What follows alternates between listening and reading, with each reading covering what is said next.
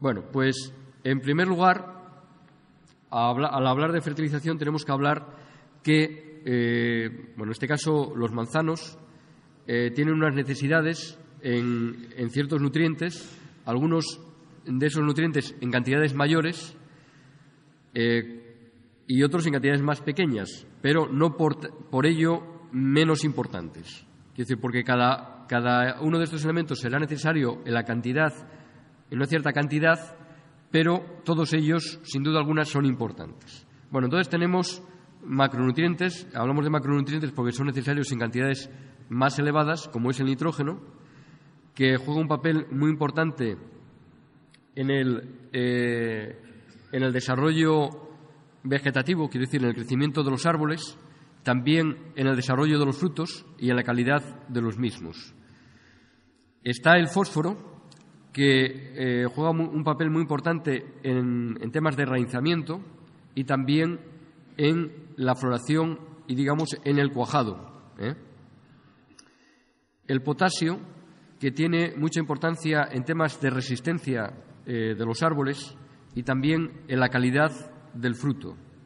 El calcio también es otro elemento que juega un papel importante a nivel de digamos, en el suelo, en aspectos relacionados con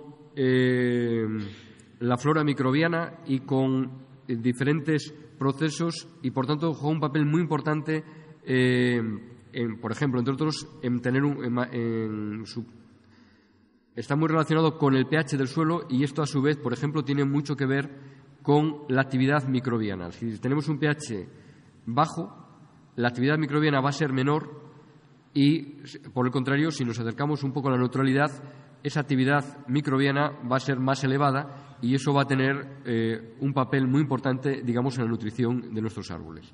También tiene importancia en el fruto, en la calidad del fruto, y concretamente habréis visto algunas veces como que hay frutos como si estuvieran helados por dentro. Es un problema fisiológico debido a una carencia de calcio. Se llama vitrescencia, o ciertas, a veces, como puntos y acorchamientos en la zona superficial del fruto, que tiene que ver, por ejemplo, con el bitter pit, que también es otra forma de problema fisiológico debido a carencias de calcio. Bueno, también otro elemento importante es el magnesio, que interviene como coenzima en ciertos procesos, por ejemplo, que tienen lugar en la hoja, en todos los procesos metabólicos en la hoja, y también es sumamente importante. Bueno, nos encontramos también con micronutrientes o oligoelementos, como es el hierro, el manganeso, el cobre, el zinc, que son necesarios en cantidades moderadas, en cantidades pequeñas, pero todos ellos son importantes. Hay que decir también que, por ejemplo, algunos de estos elementos, en cantidades más elevadas, pueden también llegar a ser tóxicos. Es decir, algunos de ellos son metales y pueden ser, es lo que hablamos de los metales, si están en cantidades excesivas, pues hablaríamos de metales pesados, como es el caso del cobre, por ejemplo, y el zinc. Bueno, las necesidades teóricas anuales en el cultivo del manzano, decimos de teóricas porque son aproximadas, es decir, es difícil de cuantificar exactamente, pero bueno, estamos hablando en torno a 50-75 unidades de nitrógeno hectárea año en el cultivo del manzano. En el caso del fósforo estaríamos entre 60 y 100 unidades, una media en torno a 80. Potasio de 100 a 150, y vamos a hablar ahora un poco de las fuentes de nutrientes, de estos nutrientes. A nivel de nitrógeno, algunas de las fuentes son los estiércoles o los abonos orgánicos en general. También los purines de vacuno, que si están perfectamente bien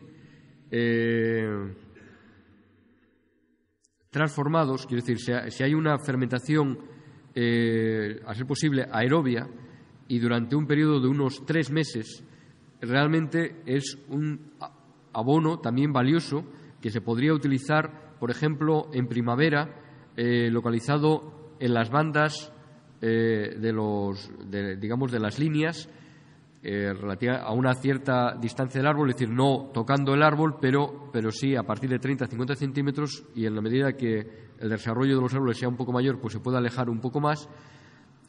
También puede ser una fuente tiene concretamente en torno al 3 al 5 por 1000 de nitrógeno. También el purín de ortiga, que es que nosotros podemos hacer en nuestras caserías, en nuestras explotaciones, de tal forma que es una maceración de ortiga con agua y una vez macerado se puede utilizar como abono foliar o también se podría utilizar como abono a nivel del suelo. Estamos hablando de una maceración de 1 a 10, es decir, de 1 kilo de ortiga por 10 litros de agua, una maceración durante unos 12-14 días revolviendo diariamente, y después se haría una dilución de 1 a 10 para su aplicación, y, por ejemplo, en la forma de abonado foliar. Esto sería, por ejemplo, para la aplicación después de la floración.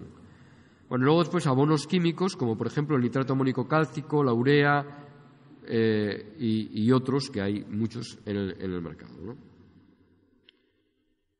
Por ejemplo, el nitrato amónico cálcico pues tiene en torno al 26-27% de nitrógeno. Bueno, a nivel como fuentes de nutrientes, a nivel de fósforo, nos encontramos también con los abonos orgánicos. Después veremos un poco el estiércol qué concentraciones tiene y otros abonos orgánicos de estos diferentes elementos. Las escorias tomas, que estarían en torno al 15 al 18% de fósforo, pero también además tienen calcio del orden del 45 al 55% y un 2 o 3% de magnesio y oligoelementos como el manganeso, zinc, cobre y molibdeno. Es decir, que una de las razones, por ejemplo, que las escorias tomas estén autorizadas en agricultura ecológica es que no solamente aporta fósforo, sino que aporta otros elementos en proporciones bastante razonables. El sulfosfato de cal, que tiene en torno a un 18% de fósforo. Bueno, en cuanto a potasio, nos encontramos también como fuente los abonos orgánicos, el pantencali, autorizado en agricultura ecológica, que tiene un 30% de potasio y un 10% de magnesio.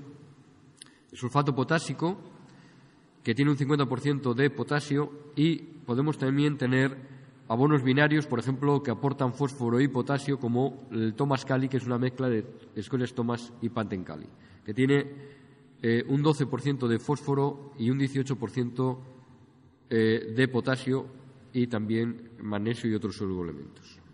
Bueno, en cuanto a calcio, las principales fuentes que podemos encontrar de forma próxima aquí en Asturias sería la caliza molida, y aporte de calcio y magnesio al mismo tiempo sería la dolomita, que veis que la caliza estaría en torno a un 50 y pico % de calcio y la dolomita tendría del orden del 30% de calcio y un 20% de magnesio. Bueno, las enmiendas calizas, como decía antes, contribuyen a incrementar el pH y, en definitiva, es muy importante que el pH, en el caso del manzano, esté en torno a entre 6 y 7. Sería un poco el pH ideal. 6,5 sería un pH óptimo. ¿Y por qué hablamos de que es un pH óptimo? Porque hay nutrientes que se absorben o que digamos que se pueden absorber, que pueden por parte del sistema reticular más fácilmente a unos determinados pHs y otros a otros. Pues el pH que mejor se ajusta o que es a los diferentes nutrientes sería ese pH que hemos mencionado, en torno a 6,5. Porque puede haber algunos que, por ejemplo, se absorban un poco mejor con un pH algo más bajo, pero otros a ese pH un poco más bajo, por ejemplo, pues no se podrían asimilar igualmente de bien, ¿no? Entonces, un pH de compromiso sería ese que acabo de mencionar.